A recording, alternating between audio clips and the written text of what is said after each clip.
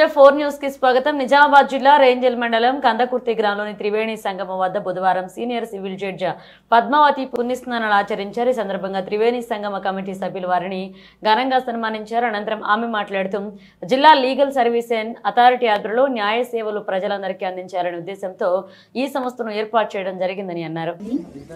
ఎవరైనా మహిళలకి గాని అంటే అందరు మహిళలు కూడా న్యాయ సహాయానికి అర్హులే. అంటే వారికి ఎవరైనా అడ్వకేట్ని పెట్టుకోలేని వారు ఉంటే మా దగ్గరకు వచ్చి అప్లికేషన్స్ ఉంటే ఏదైనా కేసులో ఆల్రెడీ ఉన్న వాళ్ళైనా ఉన్నటువంటి వార్షిక ఆదాయం అంటే యాన్యువల్ ఇన్కమ్ అంటే 3 లక్షల కంటే సంవత్సర ఆదాయము తక్కువ ఉన్న ప్రజలందరికీ కూడా ఈ స్కీమ్ వర్తిస్తుంది. కాబట్టి ప్రజలందరూ కూడా ఎవరికైతే 3 లక్షల లోపు ఇన్కమ్ ఉంటుందో ఆదాయం అందరికీ కూడా న్యాయ సహాయం ఎటువంటిది కావాలి అన్నా మేము చేయడానికి మేము సిద్ధంగా ఉన్నాము. కాబట్టి ప్రజలంతా దీన్ని ఉపయోగించుకోవాల్సింది కోరుకుంటున్నాను.